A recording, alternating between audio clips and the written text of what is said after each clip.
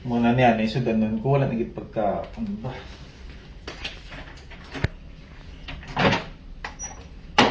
Check ko biyan eh. You have 5,500 pesos worth of utang. Ha? Abi mo may kwarta ka pa? Kaon ka na, ay pansin. Ang mga bilin-bilin.